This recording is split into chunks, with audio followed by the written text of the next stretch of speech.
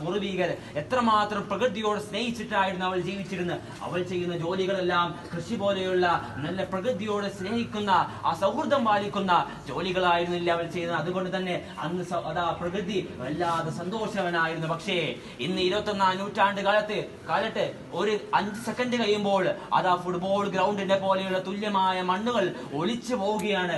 അത്രമാത്രം soil erosion എന്ന് ഇംഗ്ലീഷിൽ പറയും. അത്രമാത്രം മണ്ണുകൾ ഒലിച്ചു പോവുകയാണ്. നമുക്ക് സങ്കടകരമെന്ന് പറയട്ടെ, കേരളത്തിന്റെ അവസ്ഥ 2018 പ്രളയം എന്ന് വന്നപ്പോൾ പ്രളയം കൊണ്ടുവന്ന വെള്ളത്തെ പിടിച്ചു നിർത്താൻ കേരളത്തിന്റെ പല സ്ഥലത്തിന്റെ മണ്ണുകൾക്ക് സാധിക്കുന്നില്ല എന്ന് സങ്കടകരമായ വാർത്ത.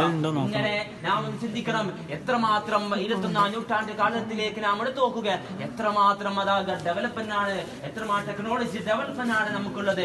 നമ്മുടെ സാങ്കേതിക വിദ്യകൾ എടുത്തു നോക്കുകയാണെങ്കിൽ, ടെക്നോളജിയുമായി നമ്മൾ സാങ്കേതിക വിദ്യകൾ എടുത്തു നോക്കുകയാണെങ്കിൽ നമ്മുടെ ഡെവലപ്മെന്റ് വന്ന ചിലത് മാത്രമല്ല, ഹെക്ടർ മരുഭൂമികൾ, ആ മരുഭൂമികളെല്ലാം ഫലപ്രദമായി മാറ്റുവാൻ, ഫെർട്ടിലൈസ് ചെയ്യാൻ നമ്മുടെ മണ്ണിനെ നമ്മുടെ സാങ്കേതിക വിദ്യകൾക്ക് സാധിക്കുന്നതാണ്.